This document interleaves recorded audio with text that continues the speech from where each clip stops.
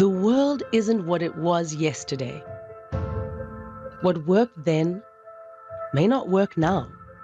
What worked for others may not work for you. For STADIO, a qualification isn't just a qualification. It's more South Africans equipped with the education they need. It's more students inspired to reimagine their possibilities. It's an entire nation empowered. With 5 faculties, 10 campuses, and over 50 accredited qualifications, undergraduate and postgraduate studies, contact, distance, and blended learning, and a combined 100-year track record of excellence. We're transforming higher education into something that's truly multi-faculty, multi-campus, and multi-mode. Next time you think about what you want to do with your life, think about where you want to do it. This is STADIO, a new vision in higher education.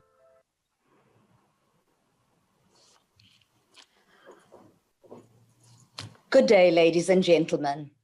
And may I take this opportunity to recognize the delegates from the International Union of Architects with us this afternoon. Welcome. One of the loveliest words in the English language. It means, thank you for coming. We enjoy having you and we look forward to sharing time with you. On behalf of STADIO, it is my pleasure to welcome you this afternoon to a discussion around architecture, education, and practical relevance. And I want to say now that I salute your commitment to making the world a better place. My name is Divya Singh, and I'm the Chief Academic Officer at STADIO, the newest private higher education institution in South Africa. In fact, today, we're just 10 days young. In my time, I've heard many welcome speeches and presented a few, and most of them start with a reflection of how honored the speaker is to be part of the specific gathering that he or she is addressing. However, this afternoon, I want to say that I am truly honored, especially privileged, and singularly proud to be part of this very exciting and groundbreaking initiative for STADIO and its soon-to-be-launched School of Architecture and Spatial Design under the leadership of Dr. Hermie Delpoort. STADIO currently registers more than 22,000 students, and as you would have seen in the video clip, has more than 50 programs. Our first formal qualifications in the new school, a higher certificate and a Bachelor of Architecture will, if all goes as planned, be launched in the middle of 2021. However, as we wait for regulatory approval, we're very excited to announce the commencement of our short course programs from the beginning of 2021. Our courses will be offered full-time and part-time, using a hybrid model of learning to meet the needs of both the younger school leaver and the working professional. Colleagues, I believe that you will agree with me when I say that there has never been a more important time, highlighted by the COVID pandemic, to reflect on the social, spatial, and environmental inequalities that exist in our societies and in our cities. As architects and spatial designers, I have little doubt that amidst the challenges, you will have also identified many opportunities that showcase the importance of design thinking as an integrated, essential component of creating appropriate and responsive spaces. A fundamental consideration for South Africa must be a reflection on how the COVID pandemic and its aftermath will shape the future of urban design and architectural thinking and practice. Recognizing the importance of the discourse as we all strive for relevance, the School of Architecture and Spatial Design at STADIO, together with OpenArchitecture and the Architectural Education Forum Africa, partnered to present a series of 5 online discussions. And I sincerely appreciate the spirit of this collaboration and acknowledge the value of the partnership. OpenArchitecture, under the leadership of Professor Lone Paulson, was the first of the South African Institute of Architecture's transformation projects. It focused on skills development and sought to address the educational and structural shortcomings of the traditional full-time model of architectural education. CPUT was the first university to collaborate with OpenArchitecture, and the successful 6-year pilot was concluded at the end of 2019, when the part-time blended B.Tech in Architectural Technology program was replaced by the Advanced Diploma curriculum.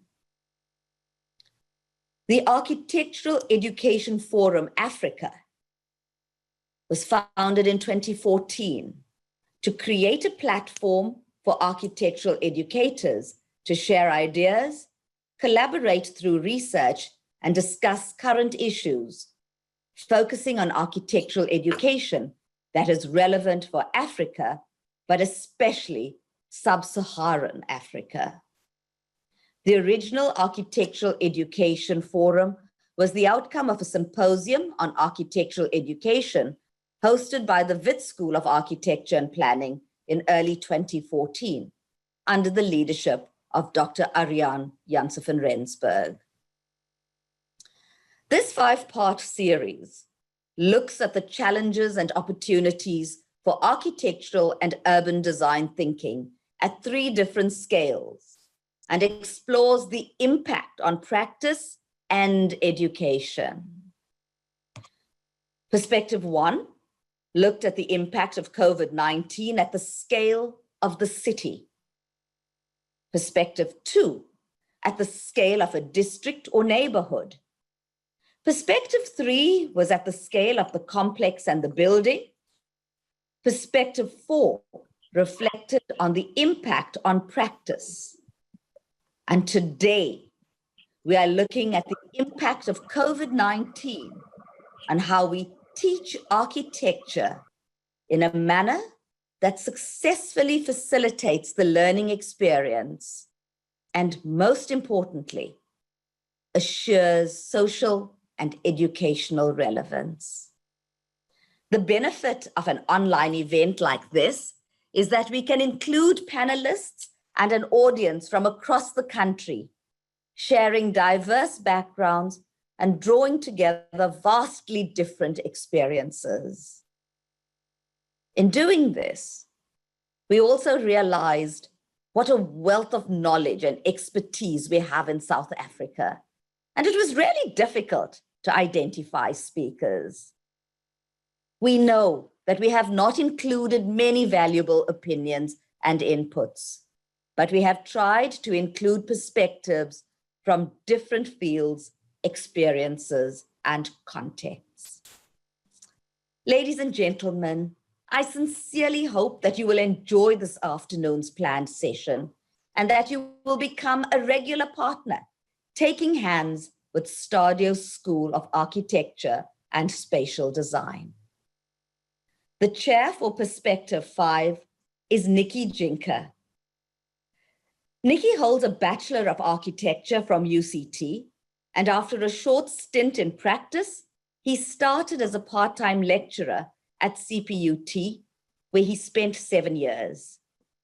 In his time there, he assumed a range of responsibilities before being appointed as the acting head of department for the Department of Architecture and Interior Design, a position from which he established solid working relations with local and international universities.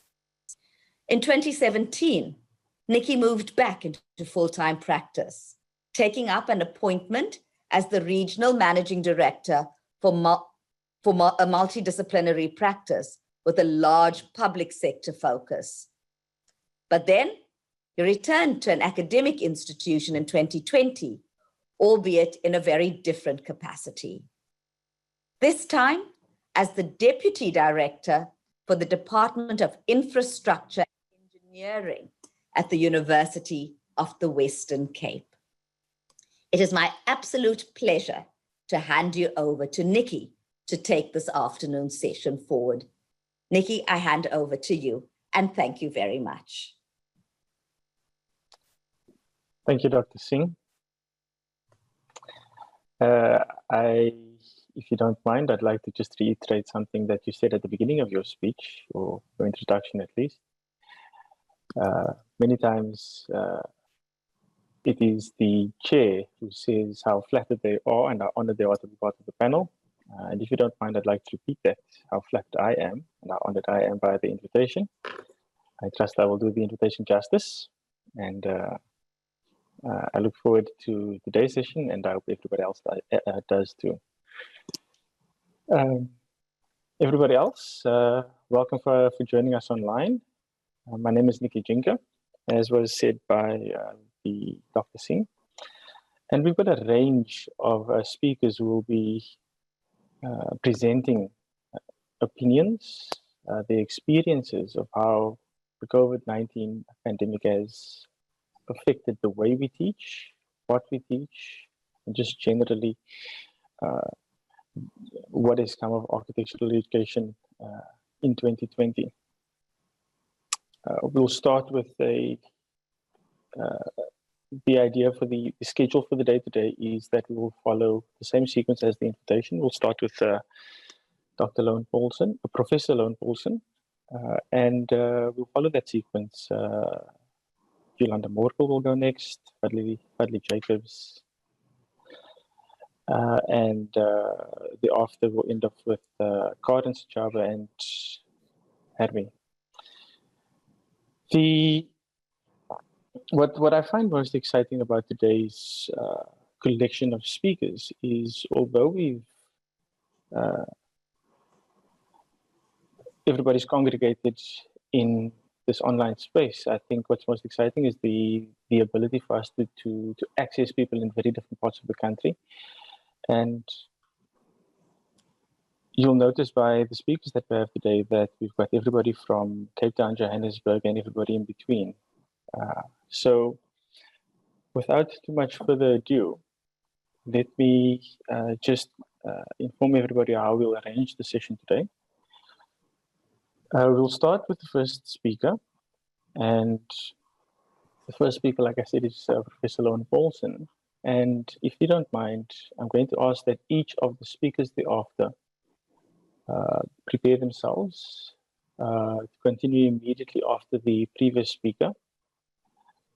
We'll leave questions for the end, and I will introduce just very briefly one speaker after the other, but the body of the conversation, the overwhelming majority of the discussion will be had right at the end. For everybody who's online, who's attending the session with us today, you'll notice that there is a chat that everybody has access to as well, and we'd like to encourage everybody to use that space to prompt some questions. The speakers won't necessarily attend to those questions during their presentations, but I will collate some of those. I will collate some of those questions, and we could use those to prompt some conversation at the end. And I'm going to ask the speakers that they also just follow some of the conversation, some of the questions that are being had in the chat, in the online chat space as well. So, ladies and gentlemen, without too much further ado, let me introduce Professor Lone Paulson, who is the program director at OpenArchitecture. She's got a Bachelor's of Architecture and a Master's in Town and Regional Planning. most importantly, or at least most recently, her contribution, at least by way of her most recent responsibility or capacity in the program director at OpenArchitecture. We've invited her to please share some of her thoughts with us as well. Professor Loan-Paulse, if you don't mind, over to you. Thank you very much, Nikki. I'm just going to share my screen. And I hope that everyone can see that. Okay. Yes, so welcome everyone, and thank you all for joining us. Today I'm going to talk just a little bit about the Open Architecture program, and it'll be a sort of quick tour through what has actually been quite a long story. So as Divya mentioned in the beginning, the Open Architecture's initiative with the South African Institute of Architects as part of their transformation agenda. And they were very concerned that people got stuck after their first undergraduate program and were then unable to carry on with postgraduate studies. So the search was on for a way to facilitate part-time studies while people were still working. So Open Architecture was the sort of first online blended architectural program in South Africa and was started in 2013. One thing just to clarify is that Open Architecture is not an educational institution, but rather an MPO, and we collaborate with existing academic institutions to facilitate part-time architectural studies. So the students would register at the participating or the collaborating institution and receive their qualification from that institution. And that would either be at an existing accredited university or University of Technology. So as I mentioned, a lot of people get stuck after the first undergraduate program, and in many cases it's affordability that prevents people from carrying on. So many are unable to give up their employment to return to full-time studies, and there are also limited places at postgraduate studies at academic institutions, so it's also quite difficult to get in. So what Open Architecture aimed at was flexibility through access via internet from the Office of a Registered Architectural Practice, which also gives access to students who might not be in the major centers in the country, where they and be living in places where there are no architectural programs. As was mentioned as well, the first institution to partner or collaborate with Open Architecture was CPUT, and in 2014 there was the full-time program was a one-year program, but the collaboration was a two-year blended program for a Bachelor of Technology in Architectural Technology Applied Design. The admission criteria, the curriculum and assessment and moderation processes were all aligned as equivalent with the full-time program. So we had to follow that process, but obviously deliver the program in an online way so that enabled people to study part-time. So it was enabled to start part-time studies while students were employed in architectural practice. The practices had to allocate an office mentor to the students and also sign an MOA where they would agree to support the students through their studies. That was more or less successful in some practices as opposed to others, but nevertheless, it was a very interesting collaboration between academia and practice as well. We attracted students from all across South Africa, as well as Zimbabwe and Namibia. So, you know, people could be located anywhere and participate in the program. There were 4 different forms of engagement. There was the face-to-face block release. So 3 times a year, the students had to come to CPUT campus, where there was an intense program of lectures, studio, site visits, and also portfolio and work reviews. So that's where students got to meet each other and also engage with each other face-to-face. After that, everything happened online through an online platform, where there might be recorded lectures or live lectures online. There was obviously submission of projects, feedback, written feedback, as well as what you can see on the screen here is an interface, a studio online, where the students would upload their work and we would draw on the work and discuss with the students in the same way, much the same way as when we're doing a face-to-face crit. It was a little bit strange in the beginning, but we soon got used to that, and so did the students. There's office-based mentoring. As you said, all the students had to be employed and had to have a mentor in the office, and we sometimes engaged with those mentors as well. And then the informal group was a Facebook group where students chatted to each other, we chatted to students, messages were passed on, so it was a less formal platform where this happened. This image is really just to show you that although it was an online program, the work that was produced and discussed was pretty much in line with what would happen in a normal studio. So you will see there are freehand sketches, there's conceptual models, there's final models, there's technical drawings, there's sketches and ideas. And occasionally we had face-to-face crits also in various regional centres. So for instance, Yolanda would run one in Cape Town, I'd run one in Joburg, Rodney would run one in Durban. So in between, we would also engage face-to-face with groups of the students in our region. Our students achieved very well during the 6 years of the program. So Ayanda won the PPC Imaginarium. We had 3 students who placed first, second, and third in the SIAT Awards. And there were also some bursaries from Interbuild. So yeah, much as normal programs, the students achieved very well. So as was said as well, the collaboration came to an end in December 2019, where CPUT was phasing out the BTech architecture degree, and we thought that was a good place to end the pilot project. Based on the success of the OA-CPUT collaboration, CPUT now offers the new advanced diploma through its own structures in a flexible and blended way, because they saw that actually worked very well.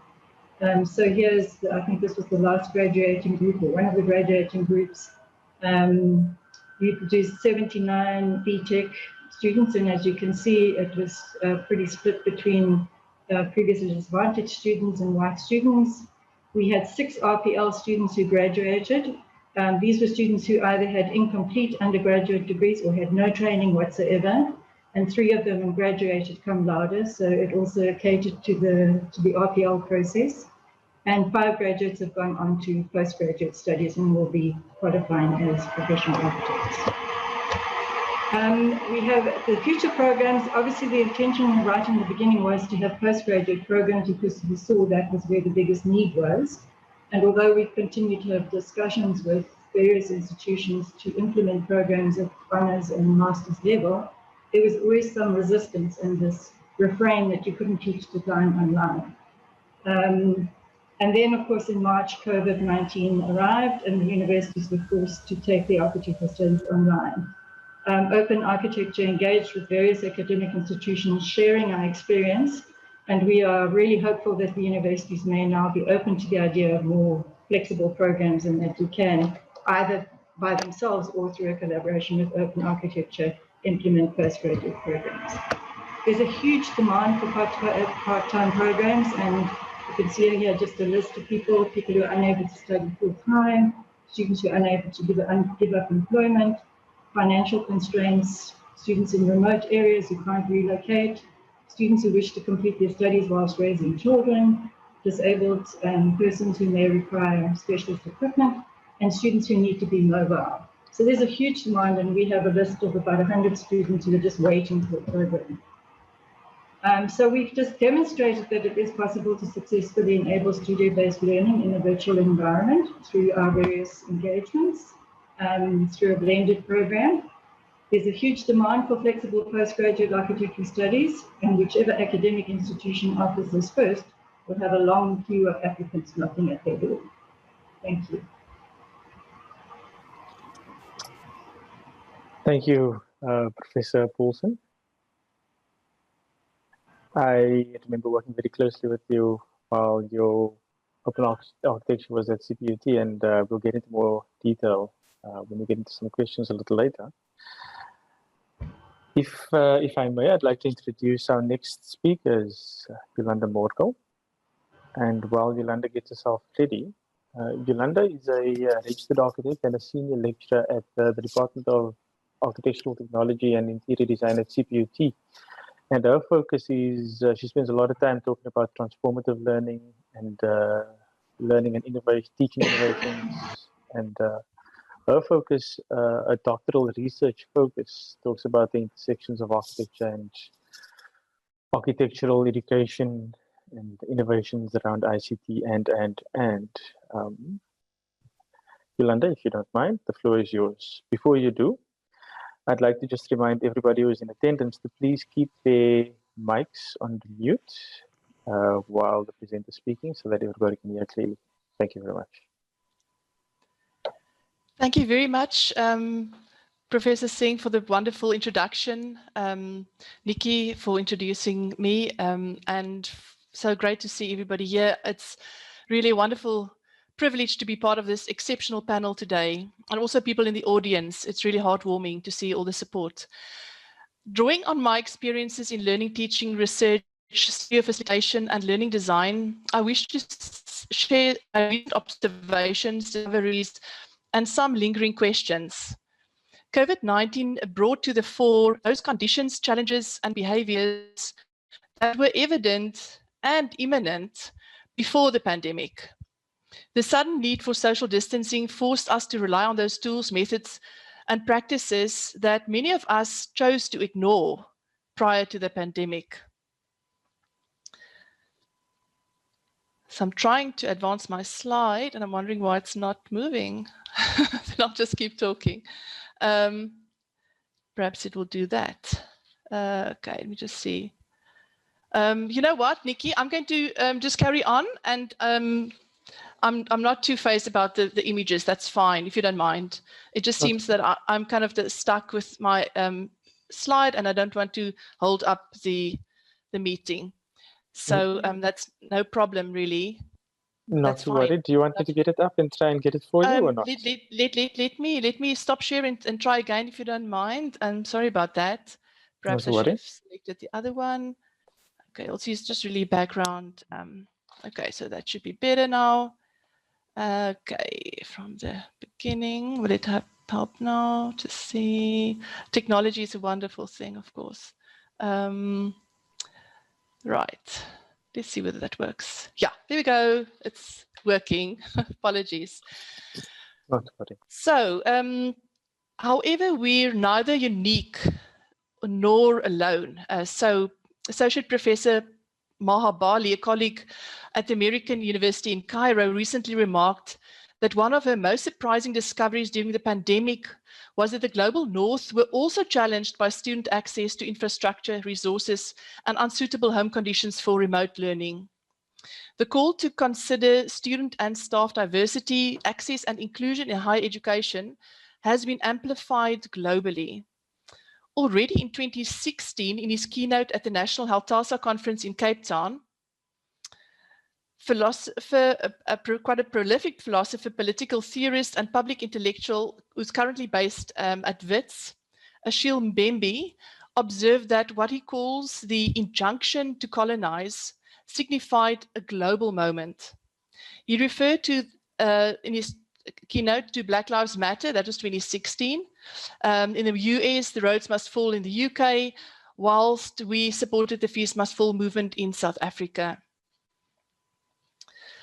Mbembe talks about the university serving a society built on the ideals of radical hospitality, co-belonging, and openness.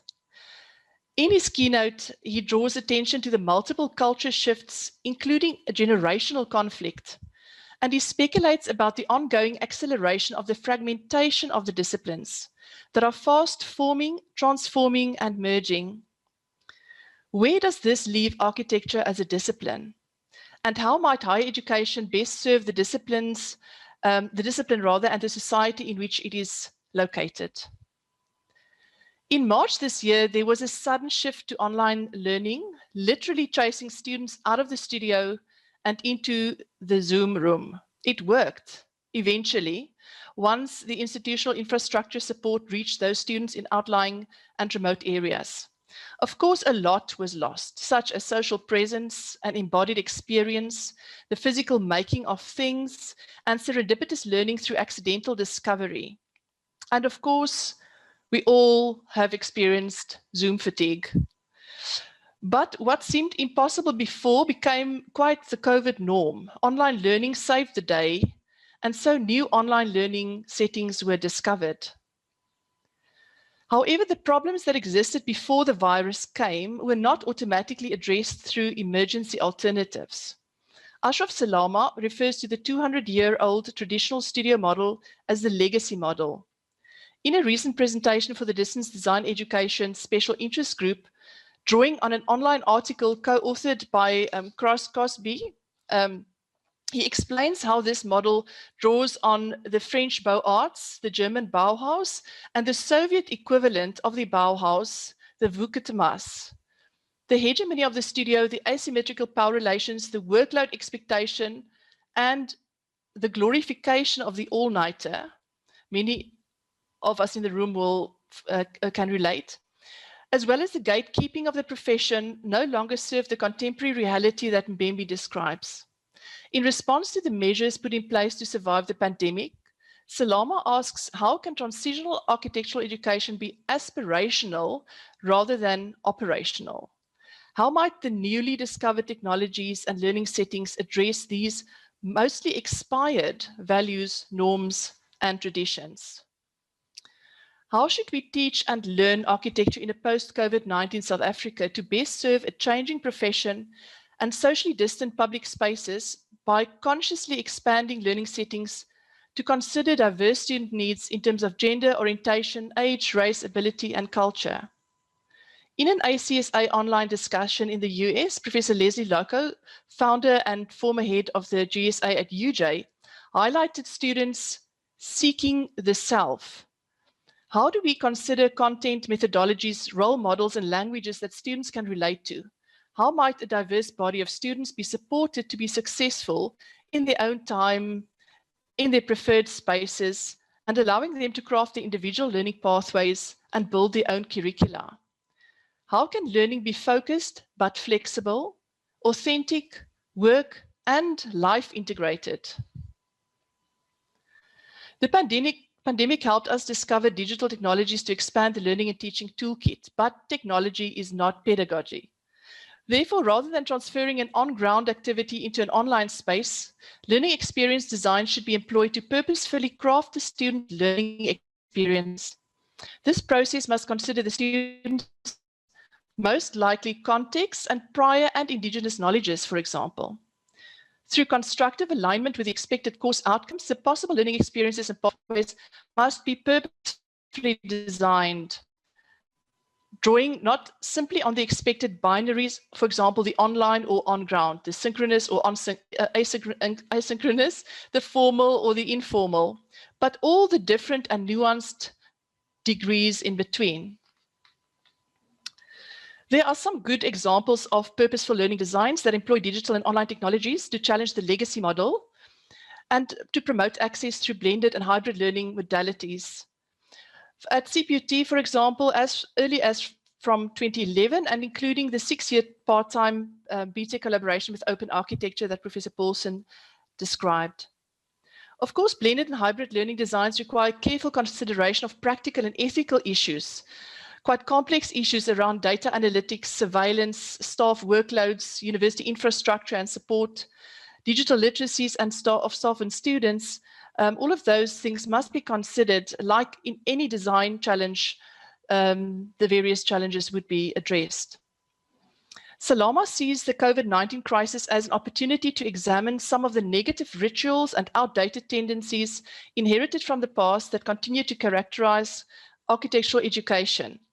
The question is, will we be open enough to see the opportunities, and will we be brave enough to take it on? I really look forward to conversation in the text chat and to hearing your questions and comments. Thank you.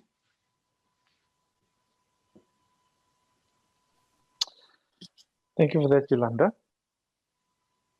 If I may, I'm going to take a short advert break. Just depart from the brief, in that I must apologize about the next, as I introduce the next speaker. And maybe I'll give some context first. When Dr. Singh was completing a introduction, it was my turn to speak, and as soon as I said something, my face had come up big on the screen. I was overwhelmed. I wasn't ready to see myself there.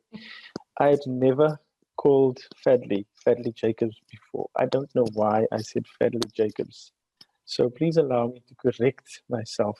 Fadley Isaacs, who I know for many years, and I've never called him Fadley Jacobs before. So Fadley, if you'll accept my apology, the floor is yours now. Fadley is a senior lecturer at the School of Architecture and Planning and Geomatics at UCT. And his focus area is how intimately connected the urban form and the lived experience are intertwined. Fadley, ready when you are. Thank you, Nikki, and no need for apology. I think we know each other by our persons as opposed to our titles, and I think that's the spirit with which I would like to contribute as well. This is very intimidating, just for the record. So my apologies if I go cautiously. I'm going to share my screen and find the button. Okay. Sorry, I'm just busy finding myself here. Okay, share screen.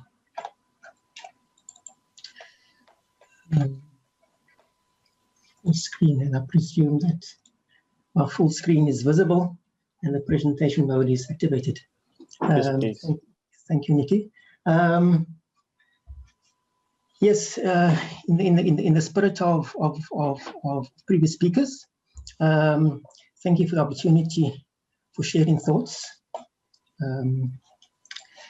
and contributing towards this important discussion around teaching and learning, kind of as an experience post-COVID.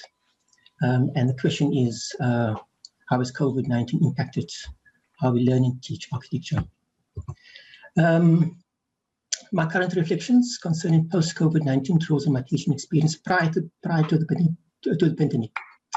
In this sense, I locate the pandemic as a continuum and not necessarily as a new normal. My input pivots around a question or comment raised by one of my architectural students who was in her honors year during the recent online Zoom studio sessions, where she asks, and became a very kind of pertinent provocation for me, hence used now again, is how can we design and propose solutions when we are not sure of the problem?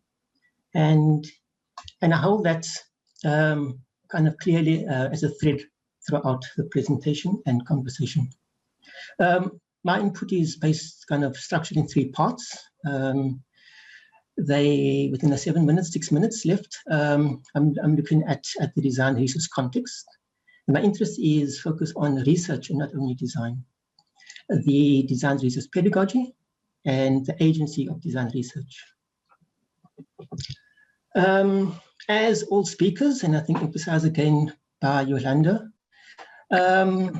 we really kind of we live by a legacy of colonialism, kind of state capture, and kind of moments of light and glimpses.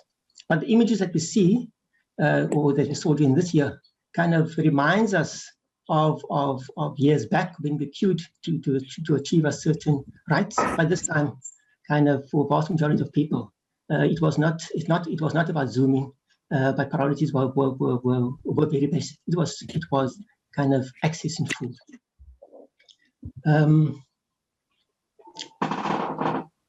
Our design thinking or design practice, our context for that is not only physical, but it's also within how we think and how we practice. We are familiar with these planned images, the one on the model of the Powdered City, but importantly, not necessarily in the form, but actually in the praxis. And I would look at that to build off of Yolanda's model of the legacy model, not only around the studio as a space, but actually as holding, in a sense, both a social space, a political space, and a knowledge space. I'll come back to the studio model as a teaching pedagogy. But what the pandemic and when we look at society beyond academia and beyond the profession and beyond sites of authority, in a sense, beyond what we see as the legacy as spatialized in the dot matrix, the in-between plan is one of the part of the city has lived through historic categories. But what the pandemic showed us from a city perspective is that we don't only design through the top down. The Cape Town Together community action networks demonstrated other forms of design, kind of more engaged forms of kind of understanding relationships, partnerships, and importantly addressing needs as opposed to only working with ideas. Starting with some reflections on an experience that I was part of between 2016 and 2019.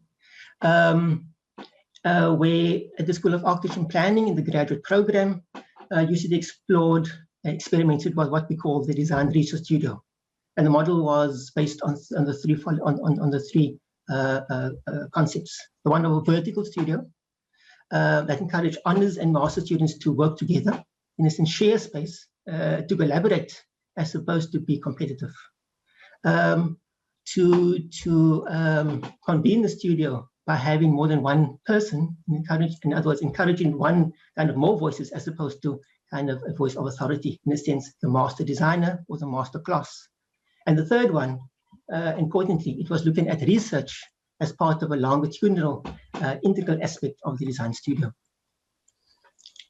So we're familiar with the image on the left, and importantly, there we saw as the space as not office space, but studio base. And the difference between office and space, and between office and studio, I would argue, is that you have collaborative practice and you have multiple voices of participation, which will come to at the end. But we also saw as an inquiry that knowledge resides beyond academia, beyond the academy and beyond the sites of abstract theorization. It appreciated that knowledge resides in the broader society and with the broader context of the city. The notion of partnerships and partnering and collaborating is not new, and certainly the ethics is not recognized as being easy and doesn't come with its own challenges. But we ventured to understand how to work with people, how to work with alternative sites and different sites of knowledge. A key aspect in working with difference and through difference is what is the exchange, and I'll come back to what is the exchange. In a sense, what is the partnership, what is the agreements, and what's the value? It raises what's the value of us as professionals, as academics, as well as potential future graduates. The university recognizes the value of engaged scholarship and is a form of articulating in a more sophisticated way that our laboratories is not what we construct, it's what we search for and discover. In employing those techniques, I think novel aspects that we now can start to reflect on as maybe not that easy, but how do we understand its value, is play as part of knowledge building. And we'll see within all these ones, the challenge we come to is how do we substitute the embodied experience and the informal exchange? I think Yolanda raised it well as well. Part of the alternative pedagogies is not simply for form's sake, not simply in order to kind of do things differently. Importantly, was to understand what's the knowledge gaps that we as professionals, as part of the legacy knowledge space, curriculum and pedagogy, what are we missing? And there, one of the a couple of insights, and we'll come back to in the space of design agency, speak to the idea of learning from practice and seeing where everyday practices that we typically call the private becomes custodians and agency for the public.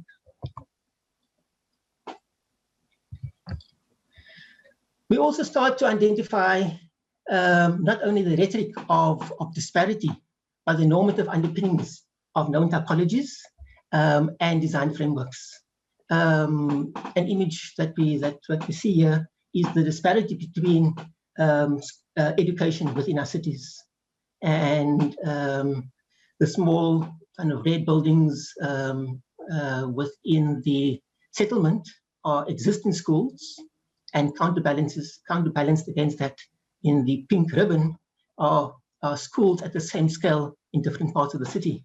So we see both a design kind of skewedness, but importantly, kind of what we as designers, and in a sense, kind of what we just kind of as research highlight and focus is what it raises is the importance of critical positioning. At different scales, we can explore that further. More than just a normative kind of critique around the set topology of what the school is or how do we learn, starts to and implicitly kind of ask questions. How can we look beyond the boundary, both the boundary of the current institutional arrangements, but also the boundary of the site? And the argument I would want to make within this is how do we see the engagement pedagogy kind of within the post-COVID, within the current social isolation, kind of within the broader city context. Importantly, I think also what it raises, so looking at the kind of the notion or the legacy of access to education, or shall we say the kind of the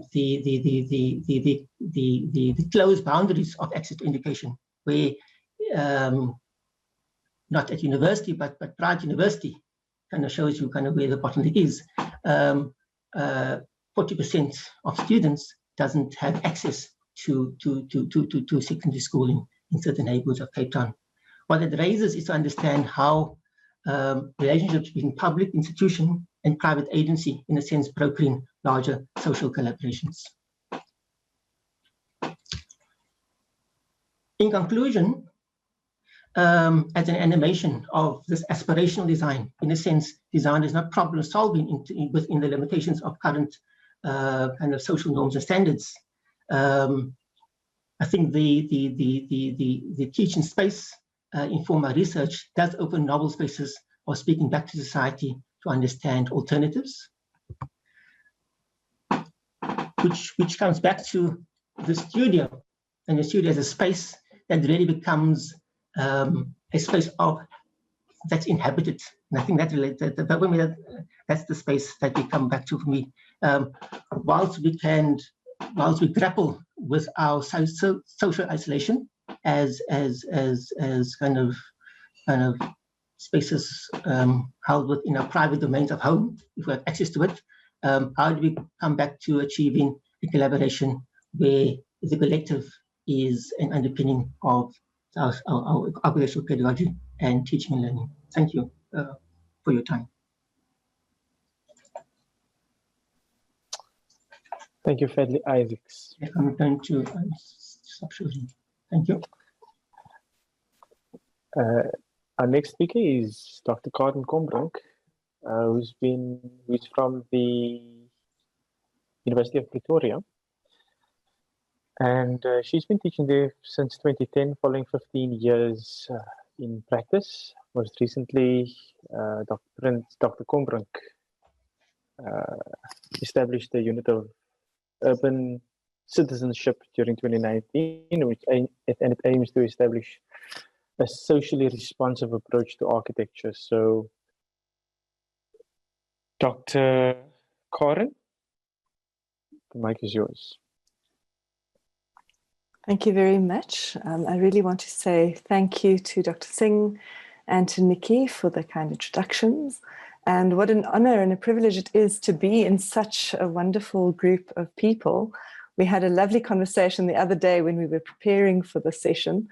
And I almost felt that we could have recorded that because it was already so rich in the conversation and the topics that were highlighted, because inevitably we are all tackling a similar situation, and we're all trying to find our way through these unsettled and very different teaching environments than what we've had before. But I think overall it was a very inspiring conversation, because I think we all discovered that there are so many ways that this has proved that when faced with a challenge, and in the way that we've had to deal with it collectively as perhaps creative thinkers and perhaps as designerly thinkers, we've all been able to find and open up new strands of ways of practice, even within the educational realm. So for today's session, I decided to continue on that conversation. I'll be sharing my screen a little bit later to show you something that some of our students did. But I thought it would be important to share the way that this pandemic influenced the way we teach and what it is that we focus on in the Unit for Urban Citizenship, and specifically in the honours program that I've had the opportunity to coordinate now for the past number of years. Our honours program has undergone an interesting morph, and in that it's changed into a situation where we have several studios throughout the year that people can choose from. So it's a modular system. There's opportunity for choice. The students are able to make up their own bouquet of interests, if you want to call it that. And in that, we have this opportunity to really delve into specific areas of investigation through the eyes of the people teaching the studios. We sometimes have guest studios and so on. And this then led to some of the studios that I was involved with, that because my focus is on urban citizenship, one of the studios that I co-taught this year with one of my previous students actually, is in the Moroleta area, having my interest in informal settlements as a very big topic. It was one of those situations where we started this year with a deeply engaged participatory approach, and then midway through the first quarter, that participation needed to change, and the reason for participating, the reason for having an attitude towards engaged scholarship was really brought into question. How do you continue that kind of engagement, and how do you continue the teaching that is supposed to go with that? And it was really fascinating for me to see that the relationships that had been formed in a very short period of time through the Honours Studio was able to transcend from viewing the conditions and the people within the informal settlement as possibly different citizens to the students themselves. Through this process of having to re-establish relationships, friendships evolved, and very authentic relationships evolved, not only with the people living in the informal settlement, but with the NGOs that are servicing a lot of the functions that are in support of the settlement. And so when we went into the second quarter that was fully online, we investigated every possible platform that exists, and Leanne would be happy to know that there's been a massive shift in our thinking around what is the possibility within the online environment for teaching, what is the possibility for continued communication. And we absolutely engaged with this, the prevalence of the disparity between people that have internet connections, that have smartphones, people that have computers, people that don't have any of the above. How could we continue our conversations, and how could we continue to learn? Because fundamentally, the focus of our studios has been, how are we able to keep rendering a service as an architectural profession to a society that has a whole set of different needs to what may have been the case 30 or 40 odd years ago. And being able to stay in this situation with our fingers on the pulse became a very, not only a big challenge, but a wonderful opportunity to learn from the people that we worked with.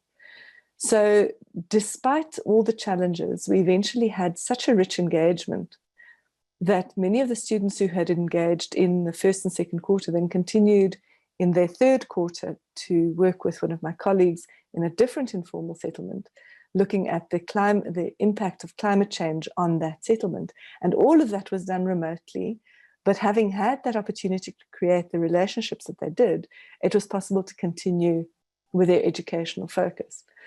So I suppose I've come to the end of this year, towards the end of it, and certainly there are aspects of the online world that we find incredibly draining, and we certainly do find that the physical focus on a very small screen for hours and hours on end can be physically exhausting. But the intellectual gymnastics that it's made possible, the possibility of reaching out to other networks, seeing like-minded people from around the globe, and how are we able to collectively address this issue, was brought to me in great detail when a book that I needed to review appeared literally at the beginning of the pandemic, in which the idea of architecture and social engagement was discussed through voices such as Jeremy Till and so on.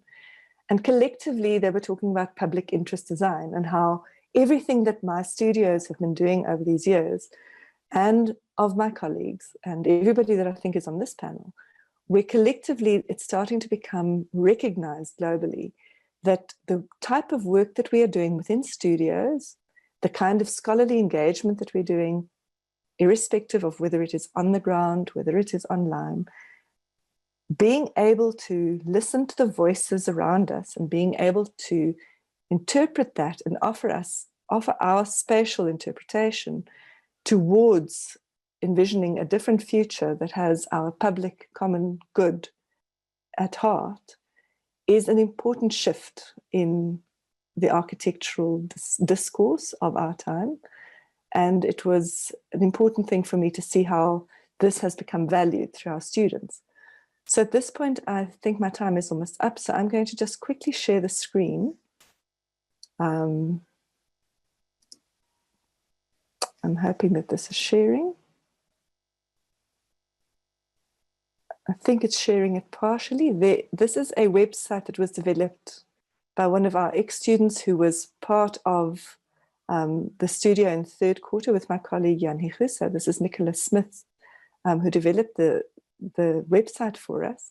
And it's going to be linked to our departmental website soon. And basically what this is it gives an overview of the work that was done in these studios in quarters 1, 2, and 3, and some of the views of our students who participated, followed by some of the work that was done in these studios, and all of it online. And as Lane was saying, none of the architectural qualities of model building and so on were lost at all. On the contrary, it becomes that much more accessible. I would have never been able to share all of this work with the 300 people who are on this call right now if we had not really explored the possibilities of this type of dissemination. And then eventually this is followed by some discussions and also views from some of our participating partners and people in practice and beyond. And I think just the possibility of being able to share and disseminate these types of thoughts and ideas is an unbelievable opportunity that we now see being opened up as a result of the pandemic, but also obviously as a result of all the technological tools that were actually in place before already. So in many ways, I think that as a collective group, we have the opportunity of moving the knowledge project forward, of being able to be a lot more inclusive of epistemic diversity in our thinking. And yeah, so certainly there are problems and challenges that we've needed to face and that we still will need to deal with. But on the whole, I would like to say that my general feel after the COVID-19 crisis has hit us is that all of us have grown tremendously. And I think that that's where I'll stop and hopefully be on time.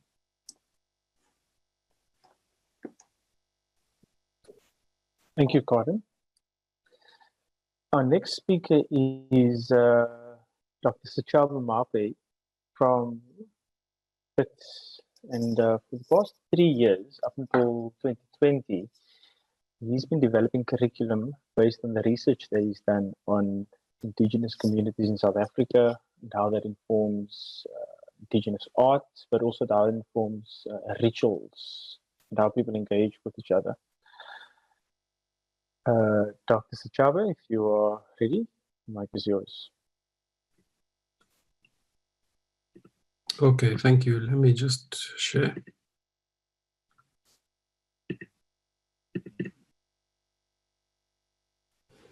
Is that sharing? Yes, please. Okay, I'm gonna have to try and fly through this because I didn't realize I have only 7 minutes. And I think I went all out Okay, so I'm going to talk about what I call parallel worlds and how I think the COVID pandemic did something to my studio that we were intentionally trying to do for the past 3 years or so, which is a process that I came about through my own research about ritual and that sort of thing, but I'll get into that now.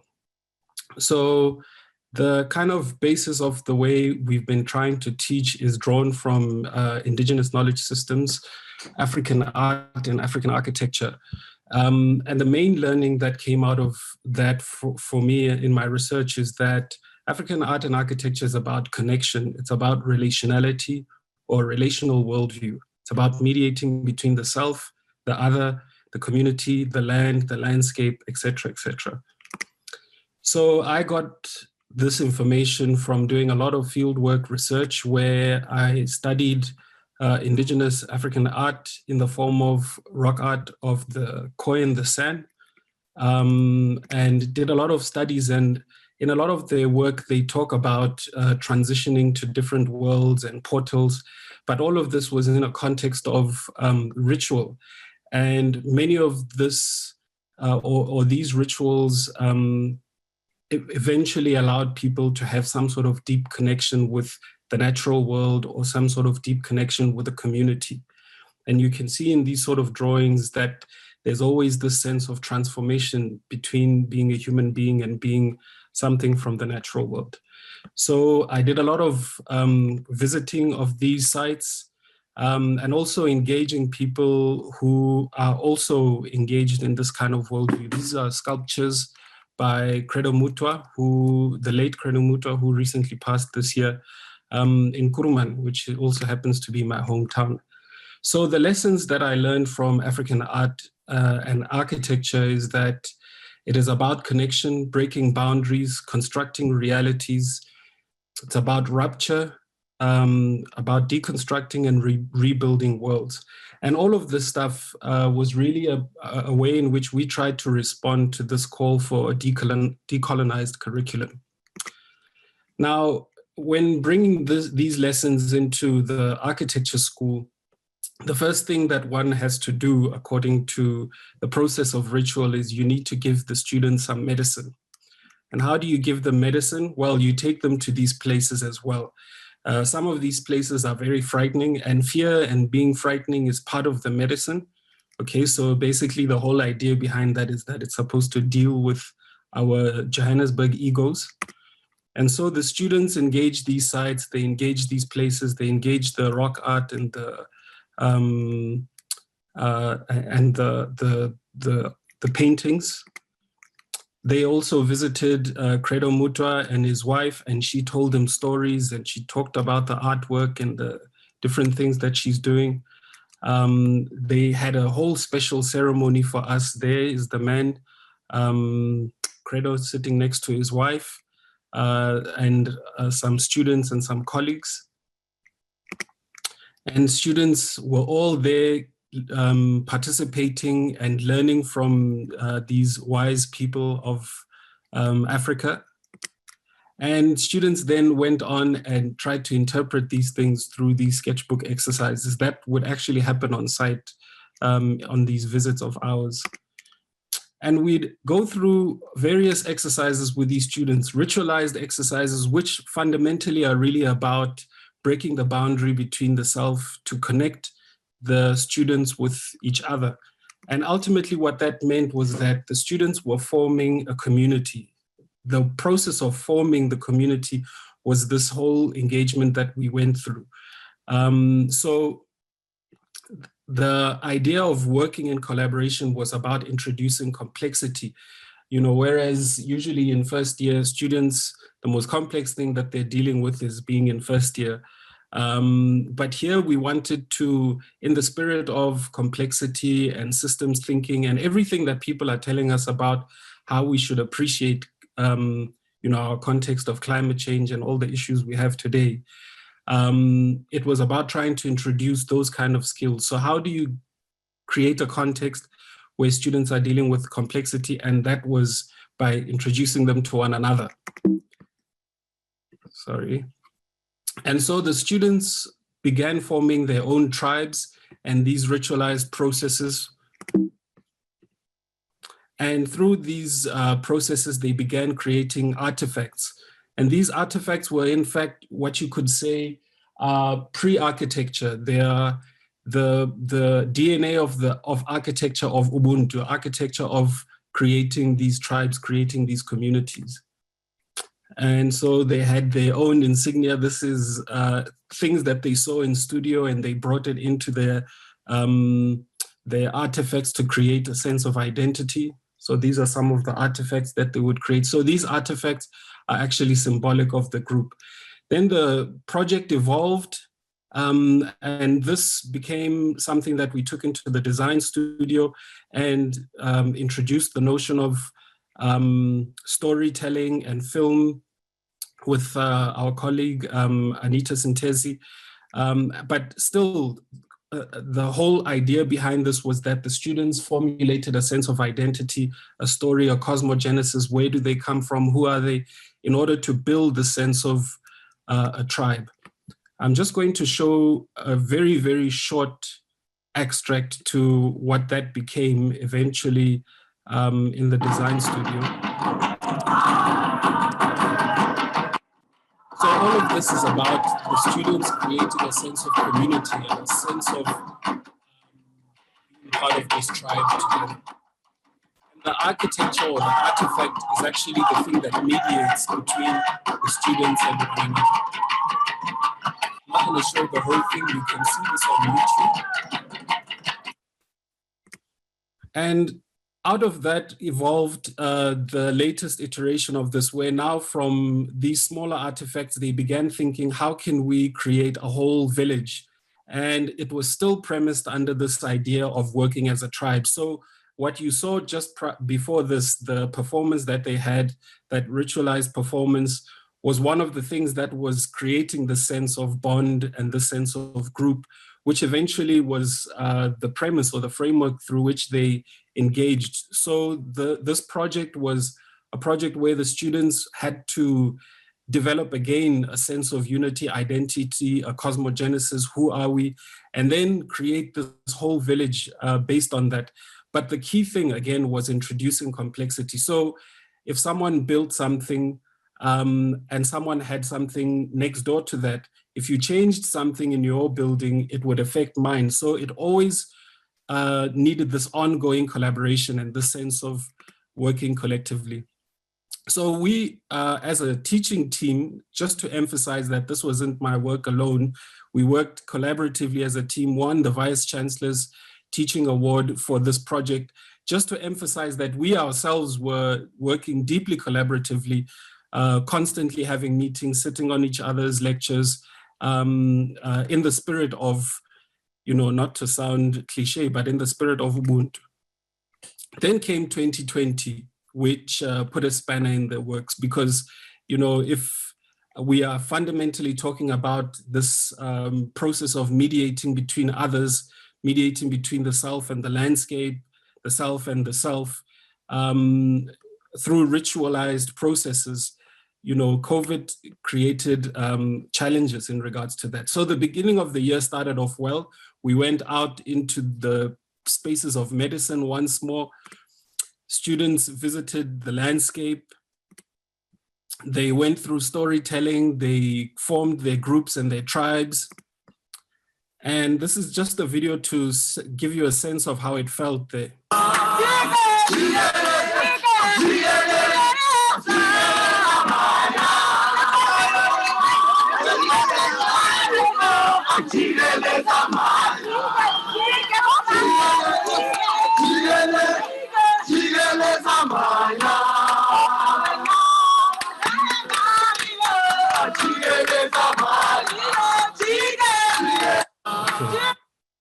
All right, so then when the COVID hit, we had to change our curriculum slightly. I know I'm running out of time. I'm trying to move as fast as I can. We had to slightly change the curriculum, but what was interesting was that COVID itself started to introduce the same sort of tools that come from ritual, you know, trauma and uncertainty, basically liminality, which is exactly the kind of experience we were trying to simulate through those experiences. But in this particular case, COVID was the real deal.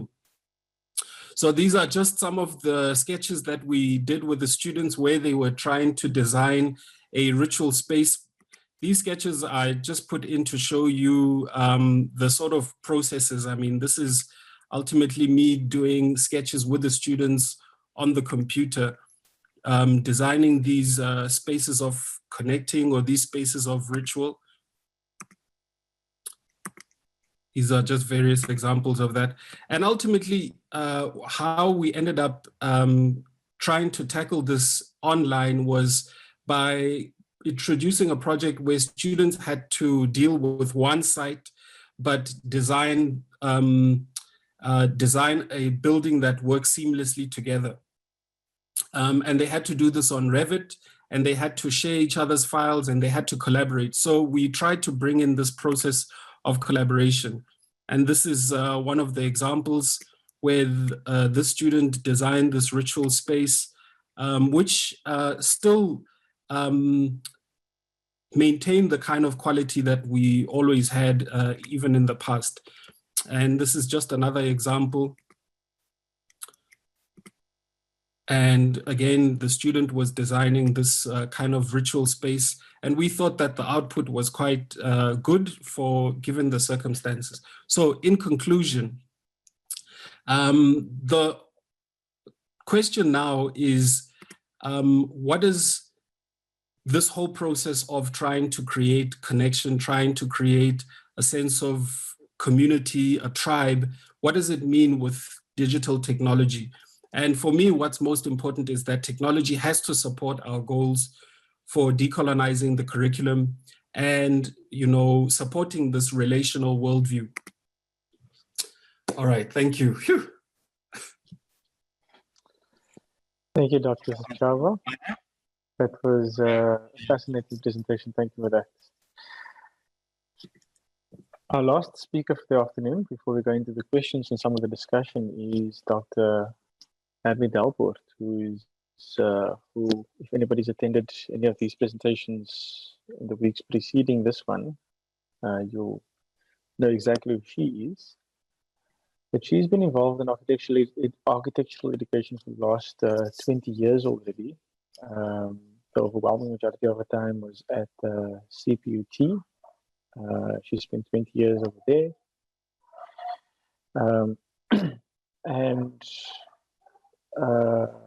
most recently, she's moved across to the STADIO Higher Education Institution, where she's been part of the team developing the program over here now. Her focus area is the inherent hands-on context between architectural education and online learning environment. So, Dr. Hermie, over to you.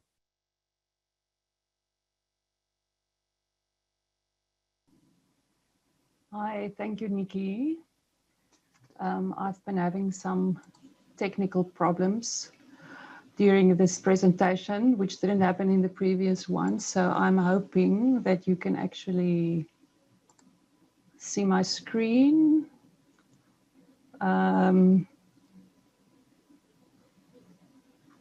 Just a moment. It now shared on both, which I did sort out before.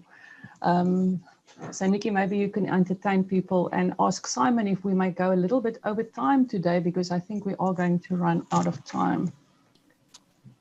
We don't. I will ask Simon if we can go over time. I've also noticed that almost every speaker has overshot their time. But I think, judging by the conversation that's being had in the chat, I think everybody's been enjoying presentation so much so that I didn't feel the need to interject, or at least to cut the presentation short. So I thought it was a fascinating range of presentations, actually. So this is the last one. I think if we'll start with yours now, and we'll just eat into some of the questions afterwards. So Hermie, your presentation is up. You can go ahead. And you can see me forwarding on the slides, Just want to check that. Yes, that's correct. We can see it. Okay, fantastic. Okay, thank you. Thank you very much, Nikki. As I said, I had a bit of trouble going in and out of the meeting, so that threw me a little bit, and I missed one part of the other conversations, but what I saw was fantastic, and I especially loved the drawings and the sketches in Sichaba's presentation. Thank you so much. The key question for today is what influence COVID-19 has had and will still have on how we learn and teach architecture. You might wonder why I then have a fees must fall picture, but I saw somebody mentioning fees must fall in the chat a little bit earlier as the first slide of my presentation. I think that fees must fall prepared South African higher education institutions for the COVID situation. Already at that time, fees must fall foregrounded two aspects which I think we need inside our education system: resilience and creativity. Fees must fall taught both staff and students to be resilient, not only for standing up for their rights, but also that to deliver a course or complete one's studies under difficult circumstances, resilience is needed to be able to adapt and shift, and creativity is needed to see all the possibilities. My perspective on architectural education is currently framed by my position of being part of the development of a whole new school of architecture for the STADIO Higher Education Institution, and from wanting to ensure that this school will be inclusive and responsive to a diverse body of students, and that it will contribute to our society and will be resilient to any unpredictable external conditions. James Brown, writing in May this year in response to the then quite new COVID situation, that we had reached a turning point for the architectural design studio. Architectural education is grounded in the studio, and losing the studio as a physical space might imply losing much more, including teaching time, teaching method, pedagogy, and culture. And this is precisely the condition that architectural schools globally were faced with when the sudden pivot to online learning was prompted by the response to the COVID-19 virus. Brown looks at both positive and negative connotations for these studio attributes. He asks about the studio as a physical space. How many other disciplines continue to defend the right of an undergraduate student to be provided with their own desk and a working environment on campus 24/7 for the duration of their studies? In many institutions, the studio becomes the site of a conflict between the traditions of the discipline and the economic pressures of the contemporary university. Of the studio as a time construct, a period of time on the timetable, Brown comments that it becomes the indeterminate catch-all for the time when a student is expected to be present and engaging in either self-directed or directed learning. He says the studio is often seen, although not always substantiated, as an equalizer for those with vastly different resources, in that it offers common hours through which skill sets, expertise, energy, motivation, and or inspiration are in constant flux and are thereby permanently redistributed.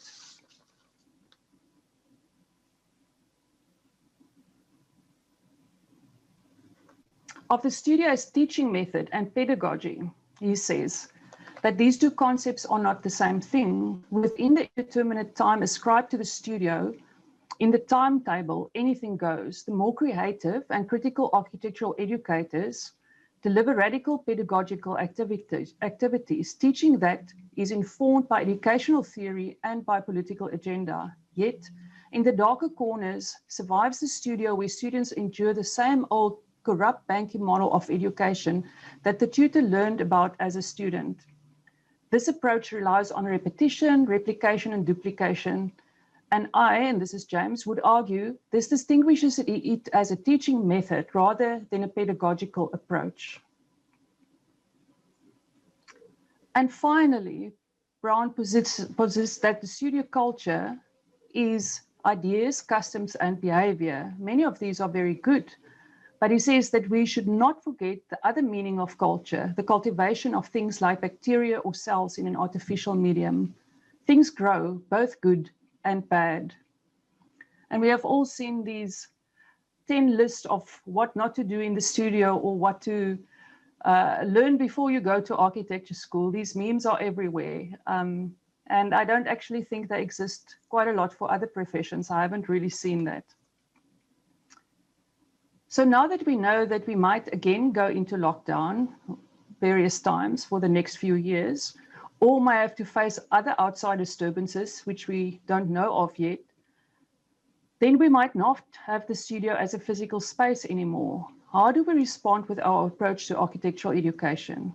I explore this question by looking at the research I was involved in during this COVID time, in which the studio is positioned as an architectural ecosystem of learning. As COVID rolled in, we were deliberating what the changing circumstances held for architectural education.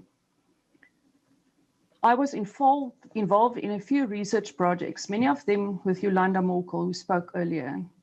In these research projects, we looked at the architectural learning space as an ecosystem of learning. A biological ecosystem produces and uses energy and does not produce waste. Each participant in the ecosystem is reliant on the others, which also means that it is responsible for some contribution, else it would not be there.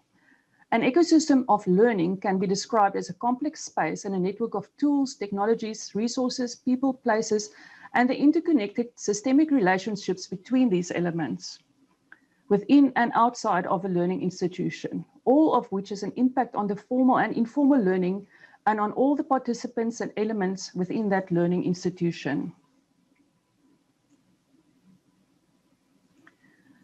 In May, we contributed to an online What Else symposium with a presentation titled Responsive Learning Ecosystems for Architectural Education, which was the beginning of the research into this space. We explored how different concepts from different fields, such as medicine and finance, can contribute to the conceptualizing of just such an ecosystem. We worked towards a further idea for a radically inclusive studio using an open access conversation on radically inclusive practices. For this project, we explored many online conversations that architectural educators were having through the Association of Collegiate Schools of Architecture situated in the United States and the Association of Architecture Schools of Australasia.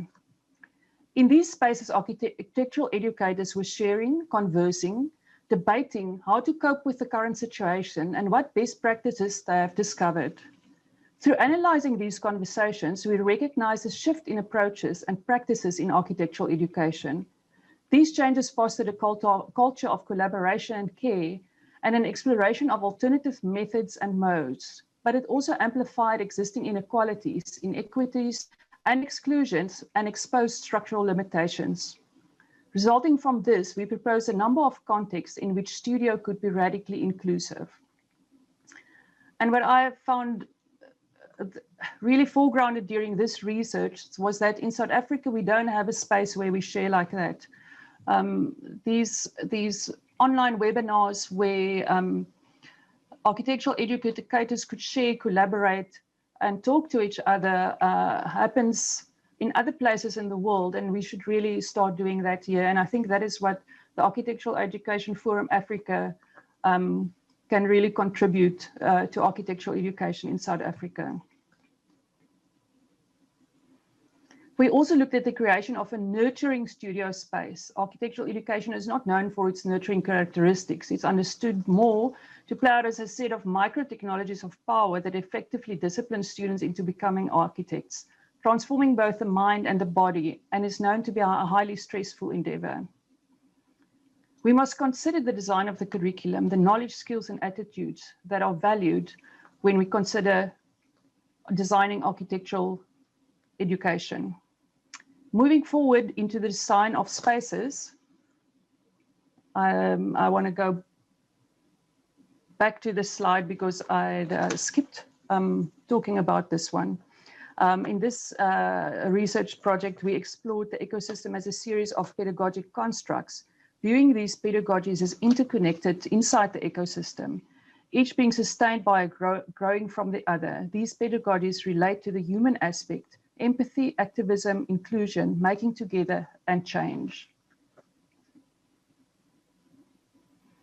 And this is the one that related to the nurturing architecture. And I'll conclude with this slide. Moving forward into the design of spaces for learning and in teaching of architecture, we should view it as an ecosystem of learning, interconnected parts that support, influence, nurture, and develop each other. I started by saying that we should have both resilience and creativity in our education. An ecosystem is not static, it evolves. Through evolution, it becomes resilient, and through creation and creativity, it can grow and become stronger. I want to end with an inspirational idea by Ingbio de Hespel from the Lucas School of Arts, which I saw in May this year. He challenged himself to create a presentation without having a PowerPoint, without having digital PowerPoint as a tool, and he created the concept of the paperpoint, where he positioned 2 cameras and worked with a real physical paper to create a physical presentation that was shown digitally. Just as he was creative with minimal means, I believe we can be creative in how we approach the design of architectural learning systems. Thank you.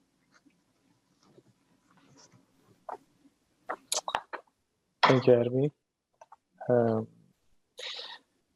Ladies and gentlemen, that is our last speaker for the day.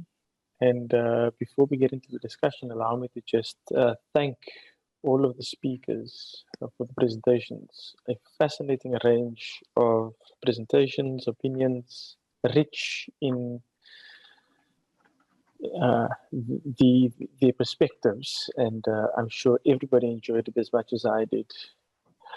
If we are to keep to our schedule, means we only have 1 minute for questions before I need to hand over to Dr.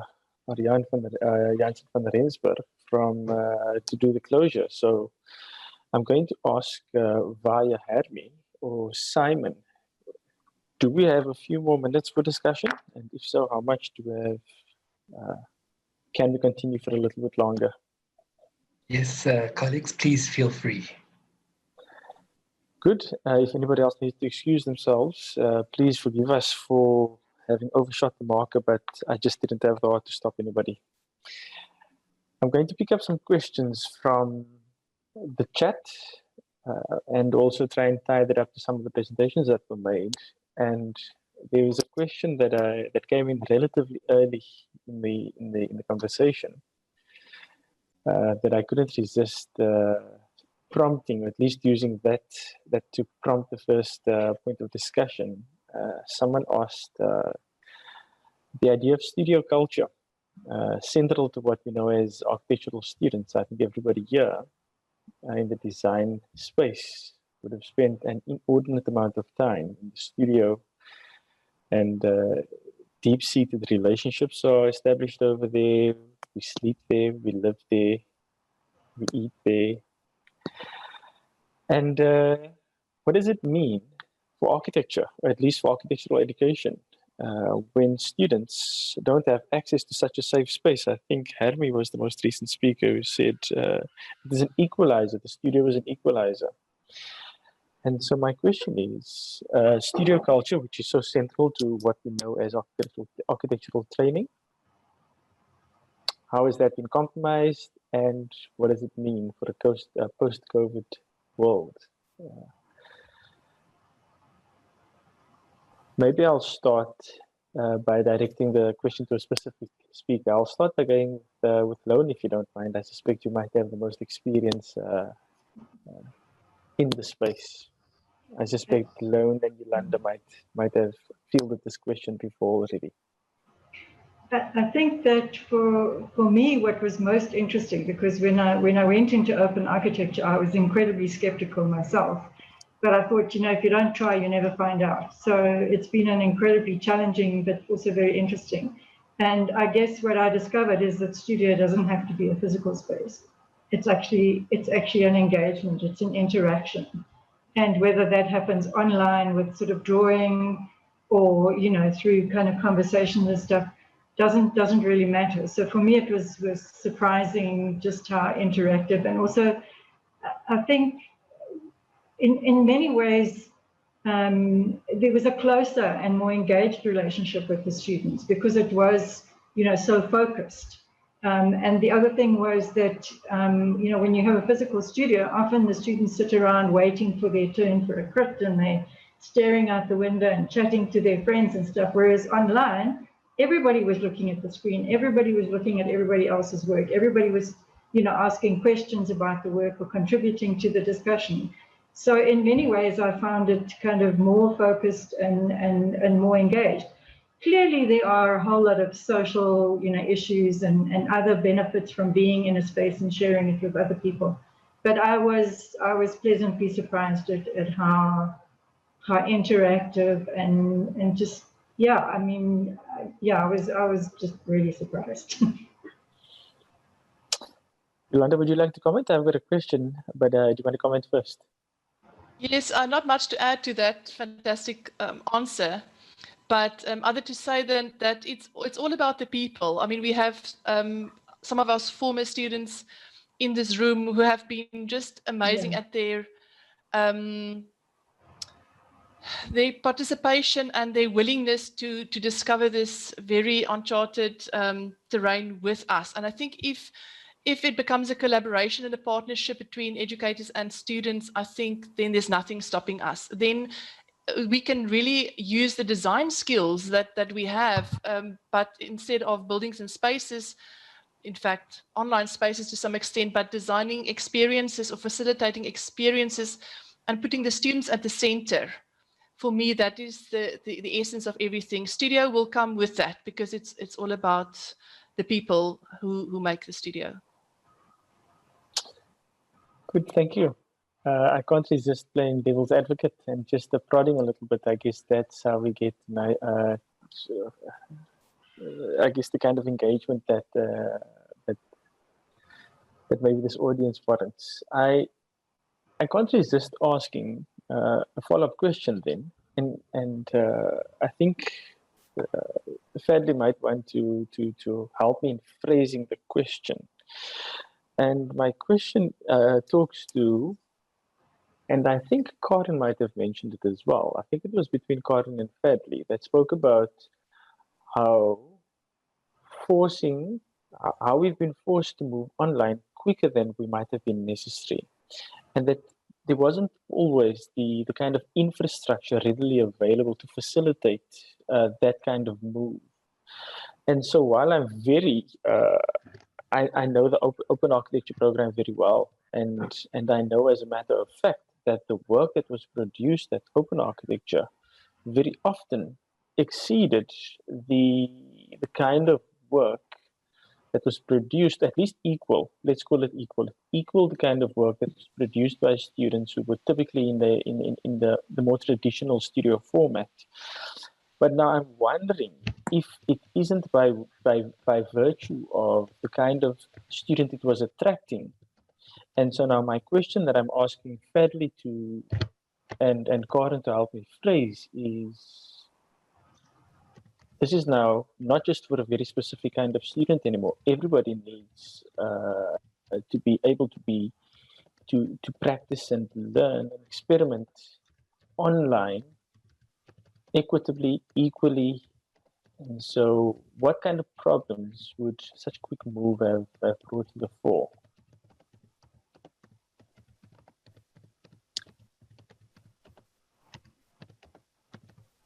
Would you like Fadley to? Fadley or Karen.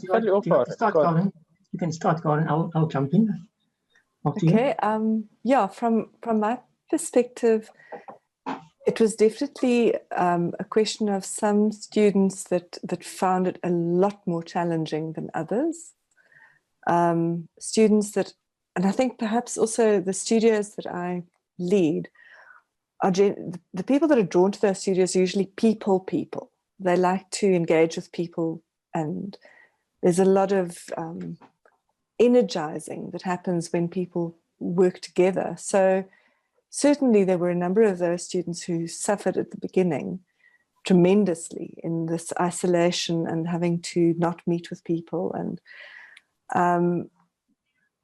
I also think I'm not a child psychologist, so I wouldn't be able to speak from a position of strength, but just from an educator's perspective, that students, people at this age group, really do need to socialize. And I think that that was something that a number of them really suffered with. It's taken a while for them to sort of go into the space of saying, okay, but we are not really distanced from each other. We can continue. So they kept at it. And I think there are compensations, but the students who require engagement with people at a more regular level, they certainly did suffer a little bit more with the online. But they've now, because the lockdown itself has eased, they've now been able to start forming mini studios. So they're sort of meeting each other at their houses, or they are going to the university when it's possible, or they are meeting in coffee shops. So they're sort of making compensation for those social, the isolation that they've experienced, and then focusing in again on the work in these platforms. So I wouldn't say that it's an absolute win for everybody. That would be naive. On the whole, though, even the students that really struggled, and sometimes the quiet students, the students that you sometimes lose in the studio, they've actually sort of come to the fore, because now everybody has an equal opportunity to speak. Everybody has an equal opportunity to be seen and to be heard. And so there's been interesting shifts from my perspective. Fadli, maybe you can carry on from there. Yeah, thanks, Karen. And I won't maybe be able to phrase a question for you, Nikki.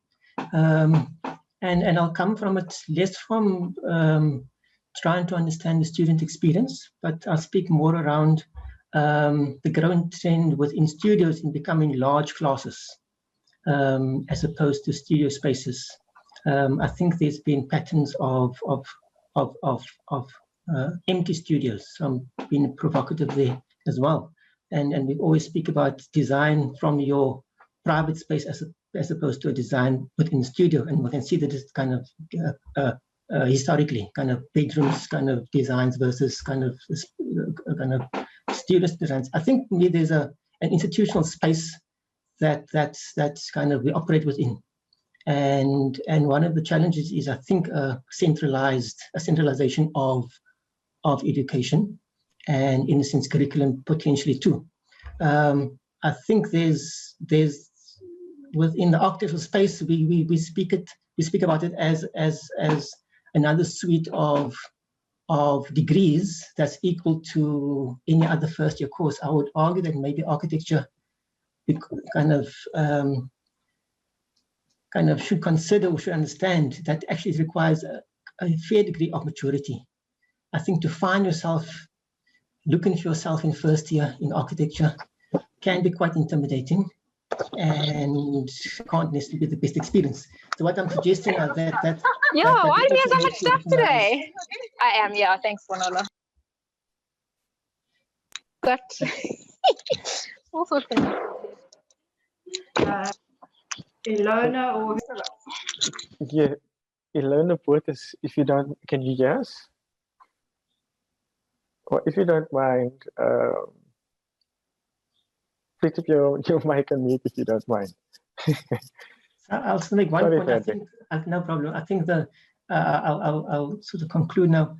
I think the notion of undergraduate architecture and graduate architecture, I think there's something to be within our current structures, something to be interrogated in terms of what kind of studio spaces are they different, are they the same, and then possibly understand studios not building off. They're not single spaces, but maybe there's opportunity to be seen studios as located kind of within the city as opposed to within one building, which certainly at UCT we suffer from. So students also suffer from only coming to architectural school and don't know the rest of the campus.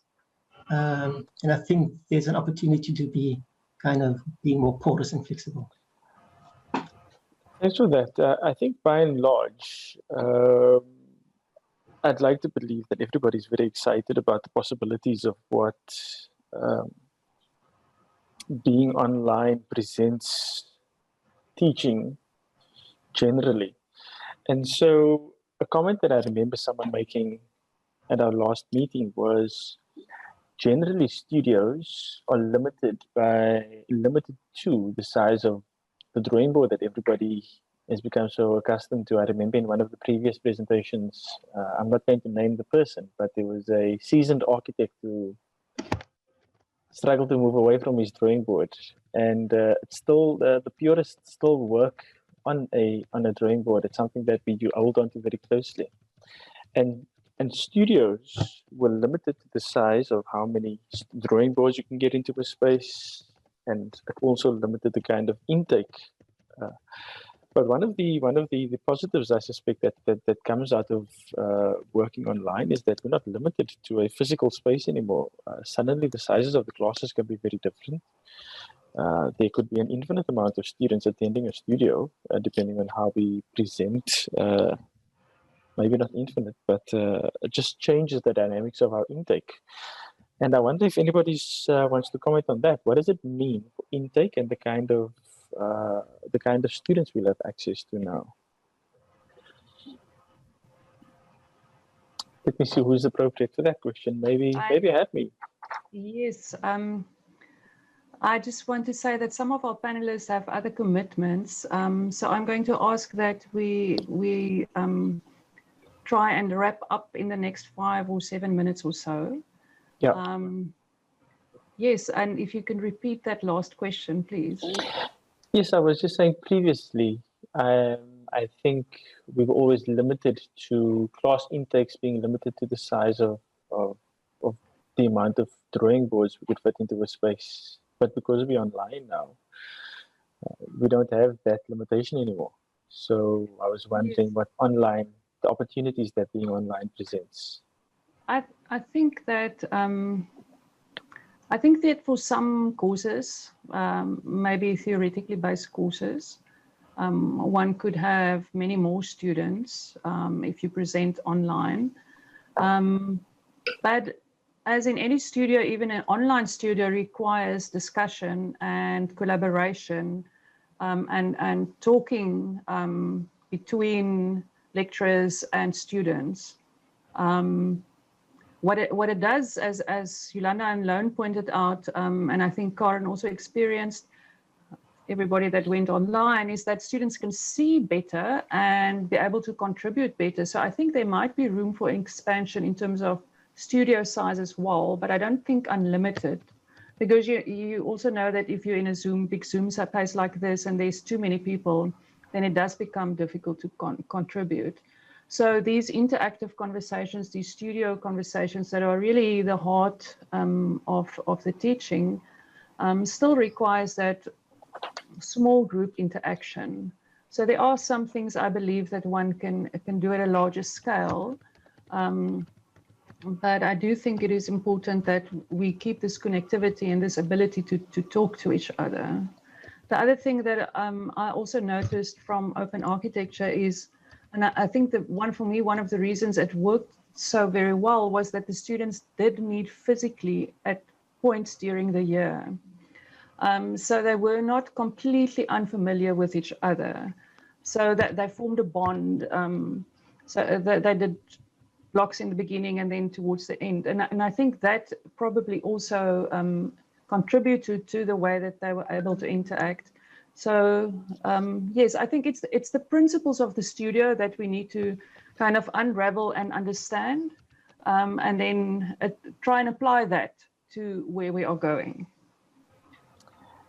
Thank you for that. I think I was hoping, I think we might have lost Dr. Sichabo, who had another commitment. I'm not sure if he's still online with us. Has he left already? He had to leave. Yes. So let me just make my closing comment then. I think just in supporting what you were saying, and it was a comment directed at him, and it was the importance of these microcultures that develop. In his experience, it's something that's in the studio and in the way they've taught that program, the way they taught that program. But it would appear as if maybe the same thing happens online as well. That can happen online as well.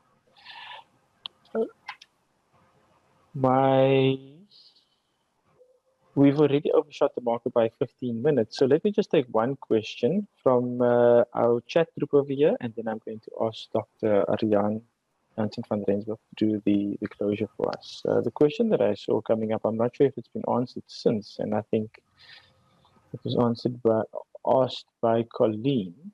What does being online mean for marking? How do we adjudicate? How do we measure? How do we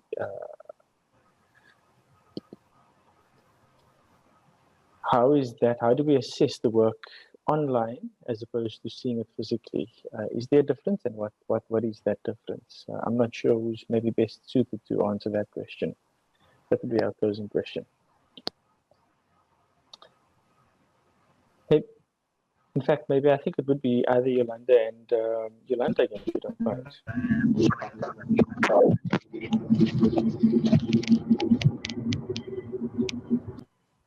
Nikki, I think I'm really curious to know from Fadli, because he moderated, and Fadli, sorry to put you on the spot, but if you would be keen to respond to that, I think it's really important coming from an external moderator to consider the assessment process, because on the part-time BTech through the collaboration with OpenArchitecture, to align the blended program with a full-time program, we did the reviews all on campus in hard copy form. But I would really appreciate your views on this from a moderator point of view. If you don't mind. And Eugene, sorry, thanks. Just I'm Eugene. I think there's many layers I can respond to Yolanda. Yes, I did have the opportunity to moderate a cohort of students doing the online open architecture and the ones doing Conversion Studio. And I found that the quality of the work was not compromised in the online open, the kind of blended model. I think the value of the maturity and of the bonding, to use the Chabas word, in a sense, the tribing, in a broader sense, I think it's part of that learning kind of support space. And I found that was very strong, very evident, and it was very evident in the work. And I think my last comment, I think around Studio, I think Studio very much is both a support space, and with that dichotomy, it also kind of can be a very traumatic space. I think on the online assessment now, I've had glimpses of it in terms of student presentations. I think the pre-recording is one model that I think is being explored, and I think works with success in the students prepare, and there's good engagement. I think the other challenge is that the opportunity for learning, or the assessment being a learning opportunity, I think is something to guard against and to protect. Because often we see assessments as outcomes where you just get a mark, as opposed to assessments really being instructive and empowering the kind of learning, which we often take for granted. Students certainly comment on that when they did online, there wasn't enough time for the conversation, for the engagement, for the interaction. I think we've, thanks for that, Fadli. I think we've, if we aren't careful, we might spend the evening here. So in closing, I'd like to thank all of the speakers again for the range of their contributions. And I'm sure, I'd like to believe that everybody who was in attendance enjoyed it as much as I did and found it as insightful. So in closing, allow me to hand over to Dr. Ariane Jansen van Rensburg from Wits University, who's going to do the closure for us. Thank you. Thank you very much. Well, it's my pleasant task to thank my colleagues, all of you. We've all been working together in various teaching spaces over the years. So first of all, to STADIO Higher Education Institution, and Dr. Divya Singh, who gave the introductions today and presented this whole program. This whole series has been hosted by STADIO, and a special thanks to Simon Goldstone, who's been doing all the behind the scenes work. and to Hermie, who I'm sure has been very instrumental in this, and then to Lone Poulsen of Open Architecture, who was a guiding light here in conceptualizing this perspective series. Nikki, thank you very much for chairing these sessions, or chairing this session very ably. And I'm not going to repeat all the speakers' names again, but it's been a really interesting and varied conversation. So we very much, and last but not least, to all of you who've attended, those of you who've had to leave already as well, it's been great to have you here. It's been great to have multiple conversations happening in parallel. And I hope that in future you'll be attending again. We hope you please watch the space. STADIO and Open Architecture and the Architectural Education Forum Africa will certainly want to continue with these kinds of events. And best wishes, since I suspect that many of you today are educators, for this, the last wrapping up of this year, which will show us what the online education space could deliver. Thank you.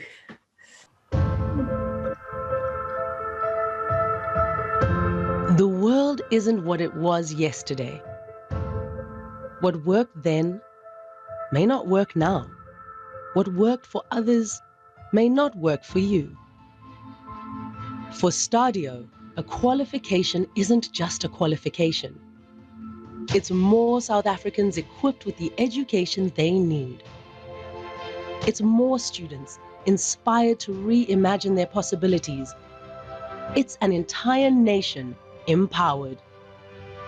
With 5 faculties, 10 campuses, and over 50 accredited qualifications, undergraduate and postgraduate studies, contact, distance, and blended learning, and a combined 100-year track record of excellence. We're transforming higher education into something that's truly multi-faculty, multi-campus, and multi-mode. Next time you think about what you want to do with your life, think about where you want to do it. This is STADIO, a new vision in higher education.